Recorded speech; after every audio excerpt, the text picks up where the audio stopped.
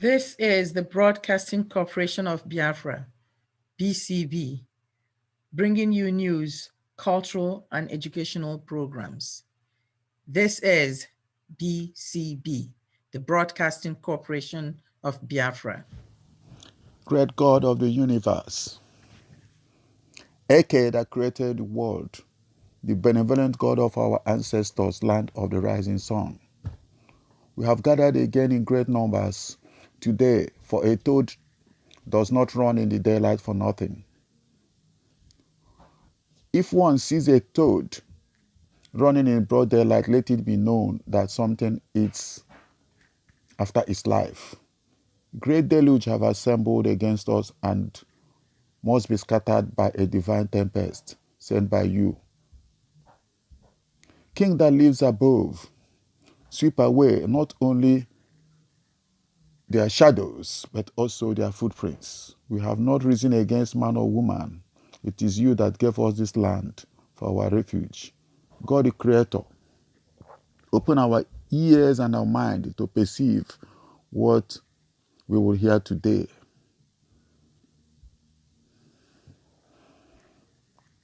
You are the one that have given us life. Now give us what we use to sustain it. Give us a kingdom with great wisdom and an abundant freedom. It is said that a visitor must not overshadow his host, but when going, may he not depart with a protruding back. The little Ekwe have started at peeling the Ikoro, the great wooden gong. We are experiencing darkness in broad daylight. Please help us to uproot all the nefarious weeds from the length and breadth of our land. Let the kite perch, and let the egret perch, and let the eagle perch. A church should not be overpowered for what God have given to him. Guide and accompany us as we proceed on this our journey, for we are banking on your strength to reach to this our destination. So whoever positions himself before his personal God, may he run himself to exhaustion. Peace must reign in our land. May your will prevail, and let all be according to your will. He said. And here is a special announcement from the leadership of Biafra government in exile. This is BCB.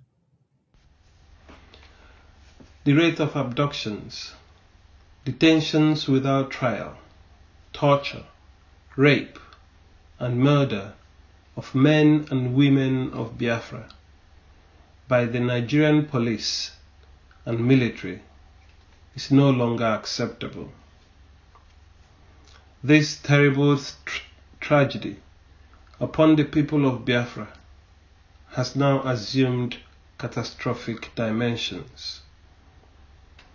Once again, it has become expedient for us, as government of Biafra in exile, to put the entire world on notice of the evil and barbaric activities the Nigerian government has been subjecting Biafrans to in recent times. The Nigerian government, through its security forces, have continued to terrorize Biafrans in their homeland, which they forcefully occupied since 1970. You will recall that it was just 53 years ago that this same Nigeria ganged up with Britain and the Arab world to exterminate the people of Biafra from the face of the earth. That horrendous exercise led to the brutal murder of over 3.5 million Biafrans, including women and children. It is a known fact that the government of Nigeria holds the record in the crime of genocide and massacre of its people since after the Second World War. It is therefore worrisome that despite established rules of conduct for nations to adhere to by bodies like the United Nations and the African Union, the government of Nigeria is determined to carry out more genocide in her attempt to cow a people who have the fundamental right to self-determination as indigenous people, guaranteed under United Nations Charter for Indigenous Peoples. Biafra government in exile, the remnant of the Biafra government of 1967 to 1970, hereby put the Nigerian government and all free and democratic nations of the world on notice of the ongoing genocide being perpetrated by Nigerian government using her security forces and Islamic terrorist groups like Boko Haram and the killer Fulani herdsmen. It was not long after counting our losses over the recent Obigbo massacre that took place in October 2020, where hundreds of our people were murdered in cold blood by security forces and hundreds more abducted and taken away to military facilities in faraway Abuja and Niger State. Soon after, terror was unleashed on Biafra communities of Olo, Osu, and Ihiala by the same Nigerian Army and Air Force, causing unimaginable fear and terror on peaceful communities in Biafra land. We want the world to imagine for a moment the United Kingdom unleashing the full wrath of her armed forces with helicopter gunships, fighter jets, and armored tanks, dropping bombs and shooting at peaceful Sleepy Village in Scotland. Or the United States of America doing same to its small city of Lago because of suspicion of agitators asking for independence referendum. The reason we ask these questions is because we know that Nigeria is not a producer of sophisticated weapons of war.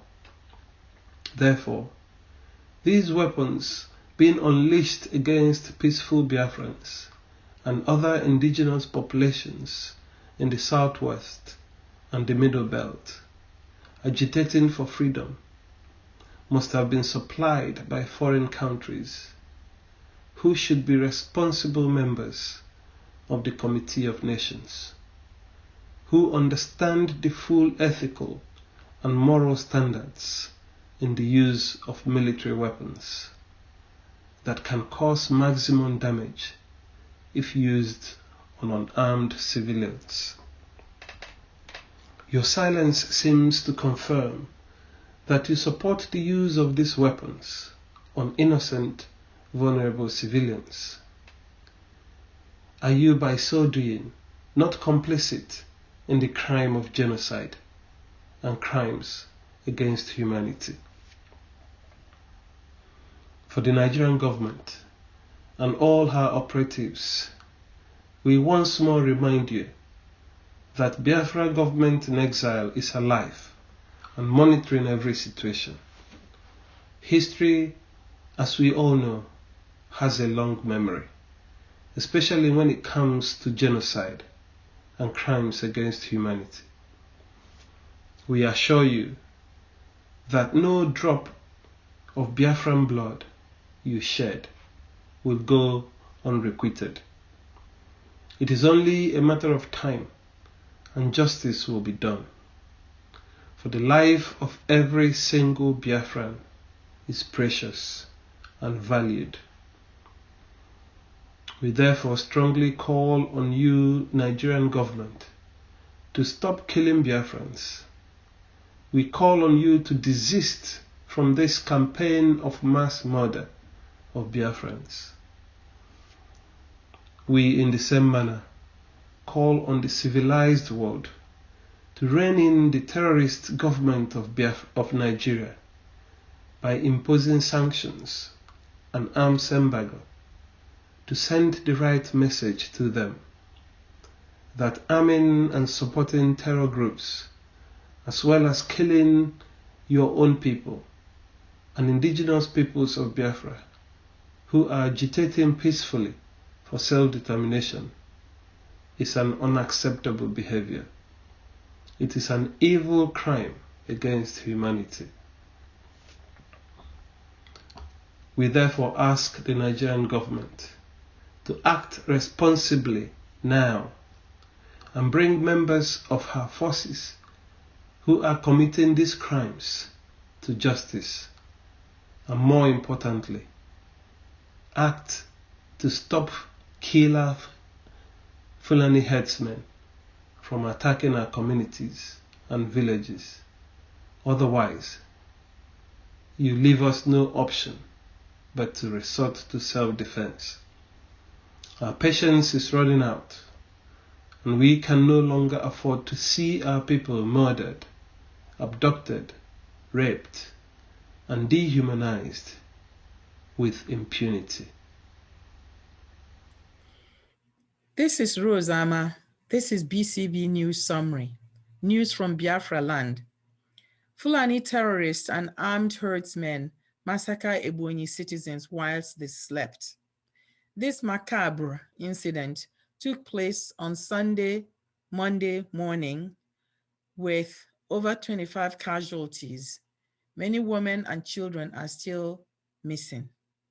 The affected communities are Egedegede, Obiago, and Nkaleha communities of Ebonyi State and some parts of Enugu State. In other news, the Anambra State Police Command has arrested 5 suspects in connection with the attack on a former governor of the Central Bank of Nigeria, Professor Chukwuma Soludo. The State Commissioner of Police, Mr. Monday Bala Kurias, has also visited Soludo and ordered security to be beefed up around him. A spokesperson of the Anambra State Police Command, Mr. Tochukwu Ikenga, a deputy superintendent of police, said in a statement yesterday that 4 more suspects had been arrested after an earlier arrest of a suspect. He said, quote, "Police operatives attached to Anambra State Command today, April 1st, 2021, arrested 4 additional suspects in connection with the recent attack and gruesome murder of 3 policemen at Isuofia Civic Center in Aguata local government area of Anambra State." Mr. Tochukwu Ikenga also added, the suspects, who are all male, include Mba Victor, aged 30 years, John Olisakwe, aged 21 years, Chigozie Ome, aged 20 years, and Emmanuel Nobi, aged 28 years. The suspects confessed to have actively taken part in the attack and subsequent abduction of the Commissioner for Public and Utilities, Mr. Emeka Ezenwanne, who the command is working assiduously to rescue, unquote. A faction of the Pan-Igbo socio-cultural organization, the Ohaneze Ndị Igbo, is currently making news. The group said yesterday, April 1st, that it would convene a meeting of Igbo leaders following the recent massacre of 22 people from Egedege, Obiago, and Nkelaha communities of Ebonyi State and some parts of Enugu State between Sunday and Monday nights by Fulani herdsmen. According to a statement signed by the factional chairman, Council of Elders Ohaneze Ndị Igbo, Chief Emmanuel Iwanyanwu, the elders of Igbo land have directed that the President General of Ohaneze Ndị Igbo, Professor George Obiozor, and the chairman of Southeast Governors Forum, Governor David Umahi of Ebonyi State, to call an immediate meeting of stakeholders, including the National Assembly. The Eastern Security Network continues to battle armed Fulani herdsmen in Enugu and Ebonyi states, leaving scores of people dead. Nigerian Air Force has diverted $10 million meant for Rivers State armored helicopters to the war against Boko Haram. Governor Nyesom Wike of Rivers State has said that 2 armored helicopters worth over $10 million that the state government gave to the Nigerian Air Force to fight crude oil theft and sea piracy in the state have been diverted to the fight against Boko Haram. In other Nigerian news, Borno State. The Nigerian Air Force early Thursday said that one of its Alpha jets involved in the anti-terror war against Boko Haram and Islamic State West Africa province has lost radar contact in Borno State. There are speculations that the jet may have been shot down or captured by the insurgents. Kaduna State. In Kaduna State, an ex-councillor and a man were killed in mob attacks.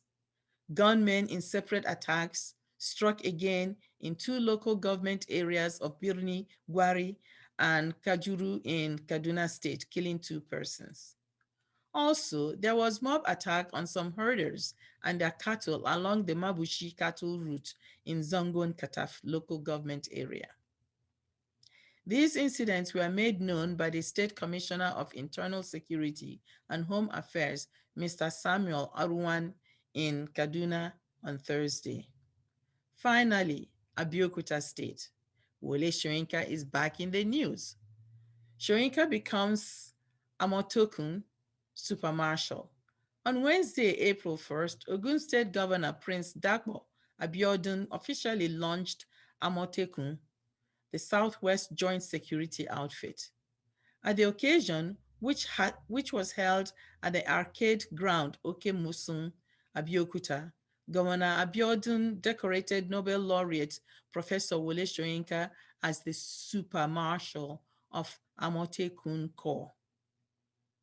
This concludes our news summary. This is Rose Ama. This is BCB. No one can touch me like you do, God. Hey, you are the living God. Oh, has there no one like you? You pick me from the miry clay, set my feet on the rock to stay. You are my promoter, you are my defender.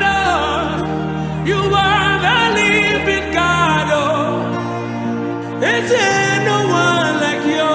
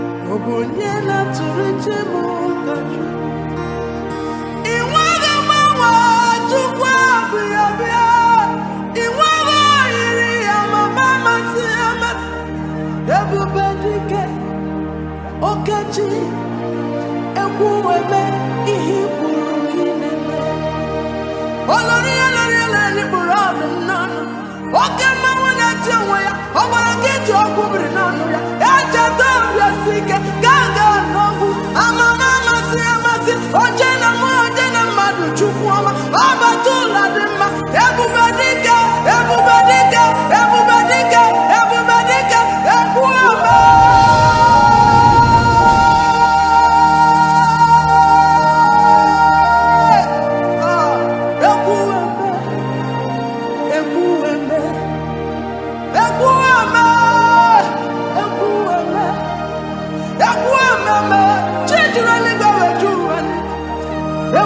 eme ikwuru kineme ekwu eme nani gị bụ ekwu eme ikuku eme na nyachi obiọma ekwu ememe ọgaranya nga na ndị ọbatụla dị mma chukwu ọrụ ọgwụ ekwu eme ihe ikwuru kineme ọ bụ onye na-atụrụ gị ka chukwu ọma obodo nane kwumi kuchasia chukwu ebighị ebi naanị gị bụ ekwu eme ihe kara bụ ihe na-eme ekwu eme ibu ekwu eme oke mmiri nke na-abụ egwe ebighị ebi eluigwe oke mmanwụ na-eti onwe ya ọbatụla dị mma chukwu chukwu chukwu chukwu chukwu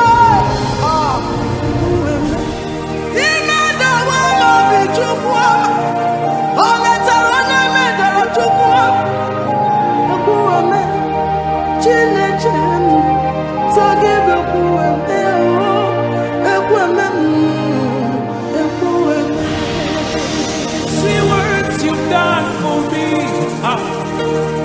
See how you set me free. You were the living God. There's no one like you. See what you've done for me. See how you delivered me. You were the living God. There's no one like you. There's no one like you. There's no one like you. You were Ndị be anyị ndewonu. This is Rose Ama. Let's get wiser. We continue the special series of our program where we return to history to locate, define, and explore our experiences to better understand the significance of Biafra. Today, we look at Biafra within the context of the OAU, what is now the African Union, focusing specifically on Biafra's relationship with the United Republic of Tanzania. We use this opportunity to memorialize Tanzania's first and past president, Mwalimu Julius Nyerere, for supporting a young Biafra, and to honor the recently deceased president, Mr. John Pombe Magufuli. Let's begin.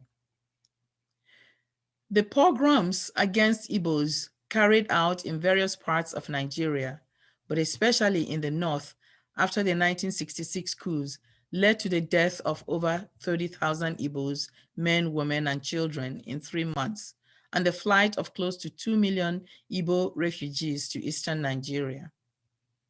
By 1967, a war with the federal government of Nigeria was looming.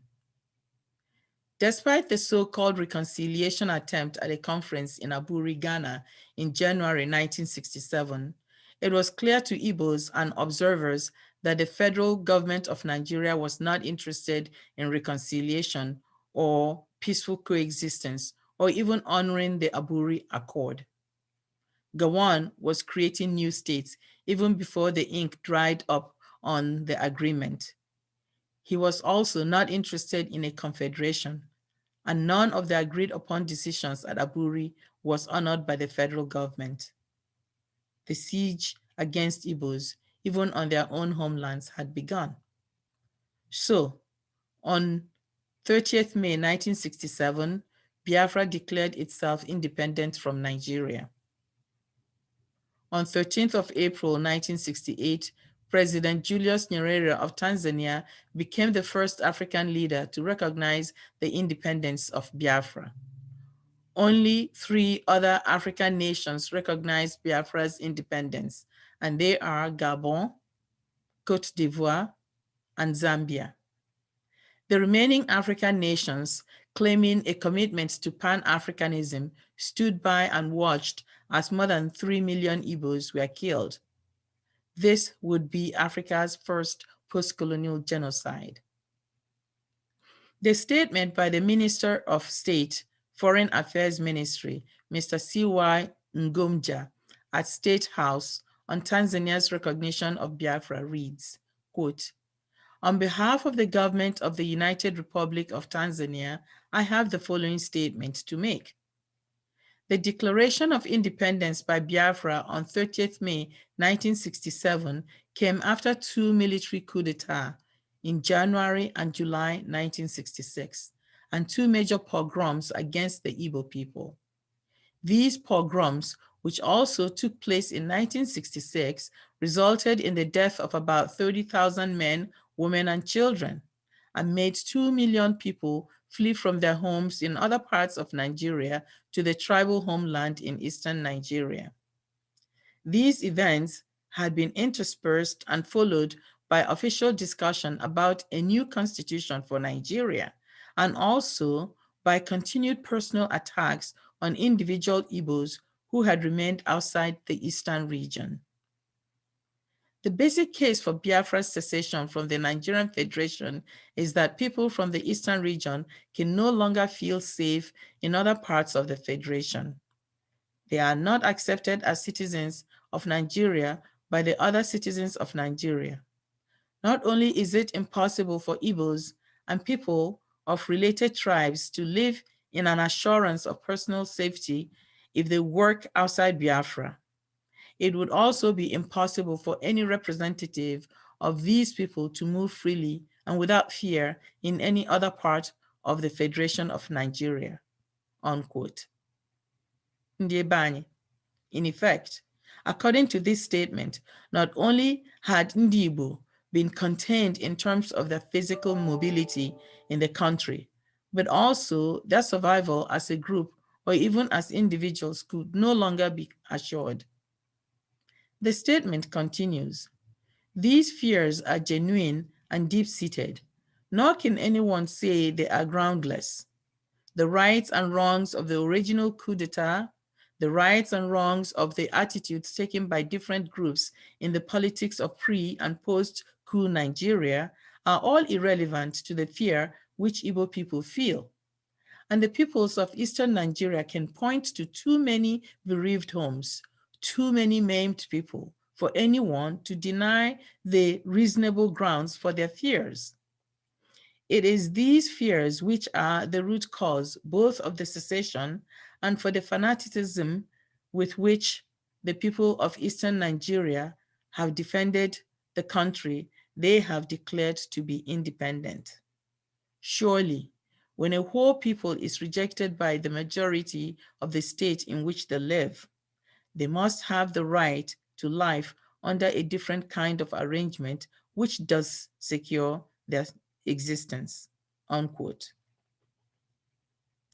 The statement goes on to compare the status of Igbos and Biafra to that of the Jews who, like Igbos, were also forced to seek a homeland where they would be safe.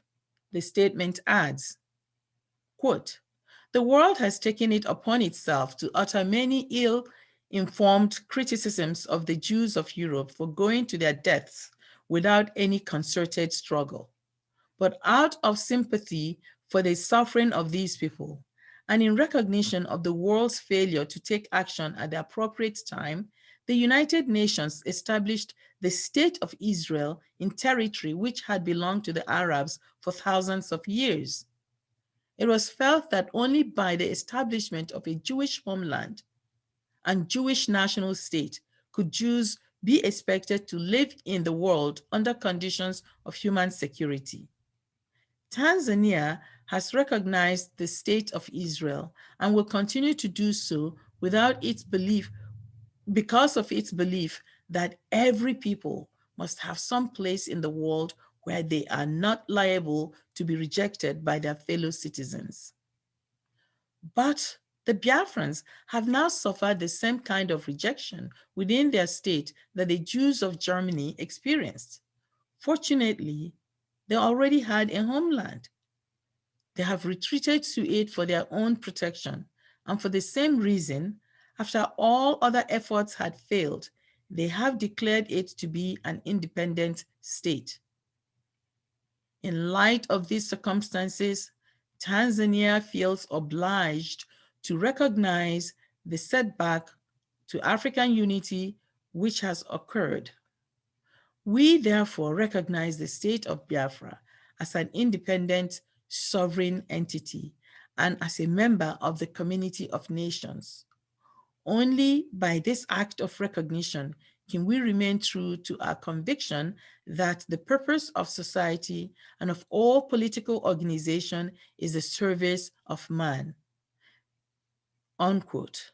Dar es Salaam, 13th April, 1968. Indeed, as you can see in this statement of recognition, the United Republic of Tanzania believed then that it had a moral responsibility, despite the position of the then OAU, to recognize the right of Biafra to sovereignty, to selfhood, for the preservation of the humanity and dignity of its people and for its security. As such, today, we thank the Republic of Tanzania for having the chutzpah and integrity to stand beside the young nation of Biafra in 1968.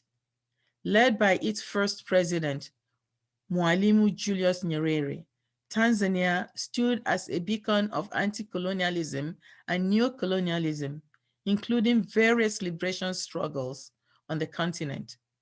It would also provide support to the ANC and the anti-apartheid movement and serve as a model for a truly independent African state. But now we come to sad news. On Thursday, March 18th, the world heard that Tanzania's President John Pombe Magufuli had died at the age of 61 from heart complications at a hospital in Dar es Salaam. Today, the people of Biafra join the citizens of the United Republic of Tanzania in mourning the loss of their former president, Mr. John Magufuli. We wish them peace and solidarity. Go in peace to the ancestors, President John Pombe Magufuli. May they welcome you with kindness and open arms. May they honor you as your people have honored you and as you have honored them.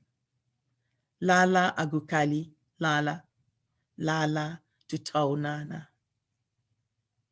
Sleep in peace. Sleep till we meet again. This is Rose Ama. Peace, and let's get wiser.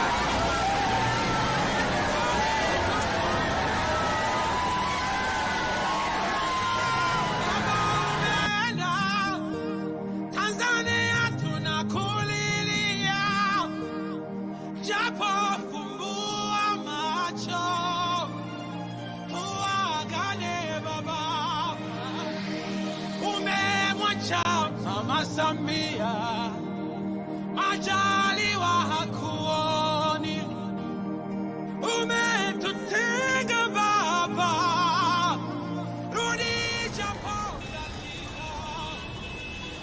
Mama Janeti pole, daima tuko nawe, tutayaenzi yote aliyotufanyia. Mungu wewe mkali, umechukua shujaa, basi mpokee Magu, halale pema baba, kwako sote ni udongo, kwako Mungu sote tutarejea. Magu tutaonana, Magu tutaonana. Lala Magufuli, lala, lala Johnny wetu, lala.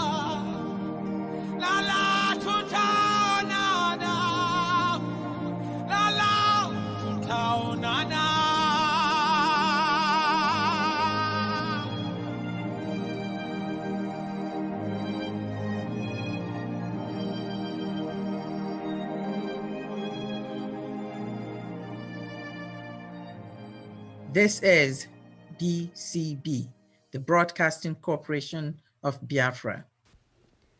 A letter to the Nigerian army as they reoccupy Biafra land. Dear Nigerian army, quote, "We who are about to die salute you," unquote. Yours is a rugged incarnation. Who would deny your exploits in the Congo in the 60s? In Biafra, though with international help. In 1967, you proved your mettle in Sudan, Lebanon, Somalia, Liberia, Sierra Leone, etc. Yes, you were once feared and respected. But guess what? That was when there was a country. Today, dear army, you do not have to look far to see how far down the road you have gone. Is it the base, useless salary of your members? Poor. Is it the esprit de corps? Gone. Is it the brotherly interethnic religious camaraderie? Gone. Is it the physical barracks where you live? Horrible. Arms and equipment? Gone. Budget? Gone. Eaten by your own commanders. Yet, your minders and your government send you out to kill and maim the people whom you swore on oath to protect. How have you fared in the last few decades with all the above listed? The almighty Nigerian Armed Forces could not defeat a ragtag youth group in the Niger Delta. You couldn't even force them to the negotiation table. You bribed them. The only act you have perfected, bribery. Another ragtag army of civilians called Boko Haram, 10 years going. You are yet to know where they operate from. Though you claim you have killed same Boko Haram leader 10 times over, yet he resurrects same number of times. Your third civilian challenge, the bandits, with their headquarters right up your anus in Kaduna, yet not a scratch. The famed great Nigerian army. Amidst all these victories, yes, it is only Nigeria that sees defeat as victory. You have opened a new front in Biafra land. While we know that you have been given the orders for state of emergency operations in Biafra land, we who are about to die receive you in peace with Ofo and Ogu. You will flog, you will beat, you will shoot, you will kill, you will pillage, and you will rape. Rape, your latest pastime, to intimidate us to abdicate, to frighten the people to recant. But have you ever asked, suppose your plan is the added elixir for our struggle? Suppose it pushes the few remaining unbelievers fully into our fold. Do you ever sit back and think? For just asking to be allowed to live a decent life, what have you gotten out of life? 500 years of externally imposed slavery, a brutal colonial imposition, a devastating war of independence, a horrific contentment and deaths in increments since 1970, and now this present military occupation. Do you have an idea what all these have turned Biafrans into? Should I do the thinking for you? Well, it has removed from us all that humanity that was once our hallmark, all that made us name the human person Mado, the beauty of life, the summum bonum of the universe. That is why we respected life so much, as exemplified in the Igbo Holy Grail, things fall apart. Now, Igbo has been reduced to hunting Madu. Yet, Igbo refused to cross the last line. Unfortunately, that last line is about to be crossed. This your last push will set it off. It is already primed. That desperate dash of full militarization, it is already happening. It is going to get worse. You are not going to win this one. We still want peace. We are following the peaceful process, but we will never allow you the impunity of killing us in our own land, debasing us, raping our women. Through your latest Python dance, or busy Python jubilation, we, Biafrans, will no longer accept this your military imposition. We do not want to cross that line. We do not want to cross that line. We do not want to cross that line. Do not force our hands. Remember, we now live in a new world, the world of the democratization of violence. If you can do it, we can also do it. Let me give you a secret that portends this coming end of everything. Ask a young Biafran what his name or her name is. You will get a reply. My name is Late. Attaching Late to their names, does it really tell you something? Yes, it should. You are already fighting with the dead. The dead do not have anything to lose. And a final word to the Fulefus who have already started screaming, didn't we tell you, Biafran agitators, that they would declare a state of emergency? I do not have a word for scums. The Nigerian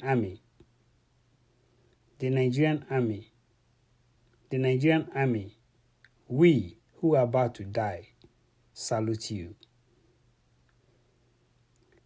This script is brought to you by Mazi Odogu. I come in peace. This is the Broadcasting Corporation of Biafra. Thank you for listening to us today. Join us next time for news, cultural, and educational programs. This is the Broadcasting Corporation of Biafra, BCB. Hail to me.